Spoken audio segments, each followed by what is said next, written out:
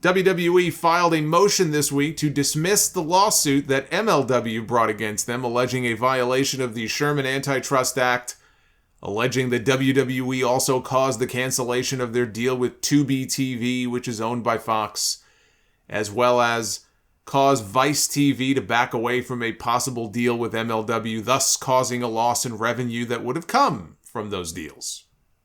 And it only took a lawsuit from MLW for it to finally happen.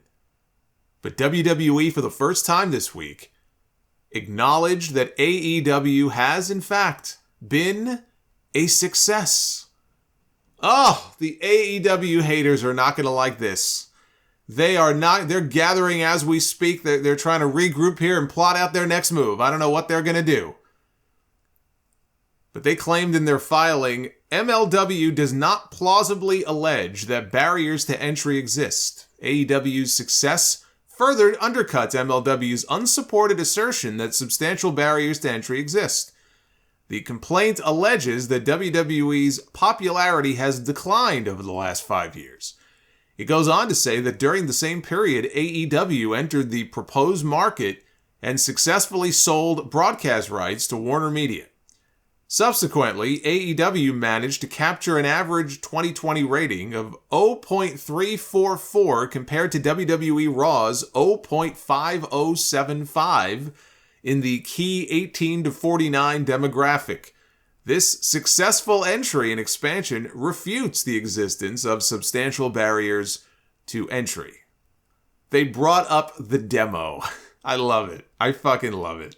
They cited the demo that everybody trashes.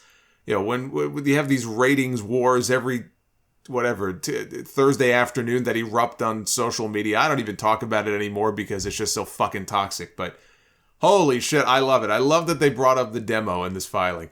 And the exhibit, this is even better. The exhibit that WWE included in their motion to the court was the October 18, 2021 issue of the Wrestling Observer newsletter. WWE is using the Observer as evidence in court, covering the time that WWE lost 30 minutes head-to-head with AEW as evidence that they are, in fact, not a monopoly. So basically, they're citing how successful AEW has been, including the creation of Rampage as a second television series and their recent purchase of Ring of Honor, as examples of why WWE is not a monopoly and why MLW's claims have no merit. At the end of the day, it's going to come down to what evidence MLW can produce in court. Whether or not they win this case outright or they get a nice settlement out of it. But WWE is going to force them to produce something. And if they don't have it, if they don't have, records of some kind, emails or text messages or something like that, then this lawsuit is going nowhere.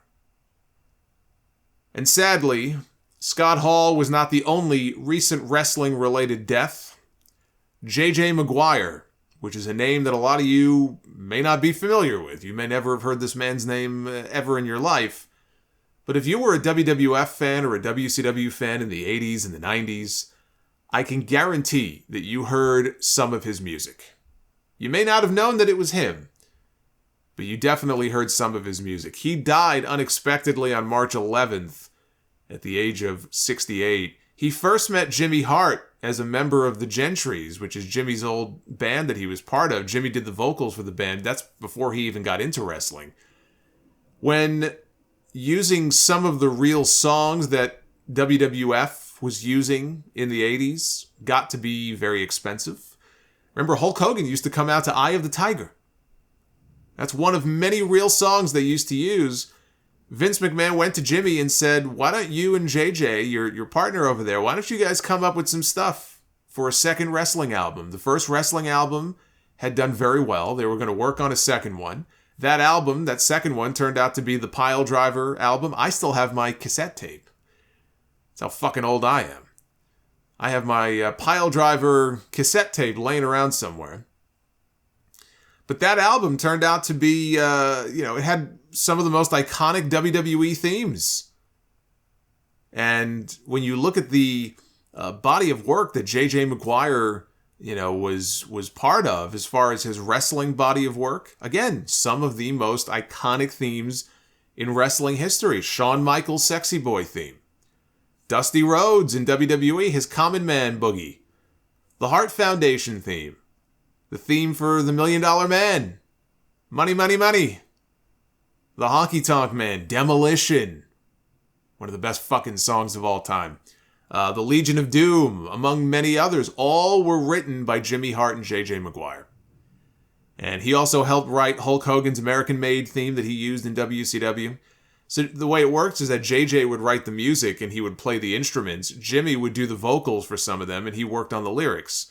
So for as much credit, and rightfully so, as Jim Johnston gets for being this, creative genius on the music end and really creating the soundtrack for a lot of our young wrestling fandoms, Jimmy Hart and J.J. Maguire, they played a big part in that too. So very sad to hear that he passed away.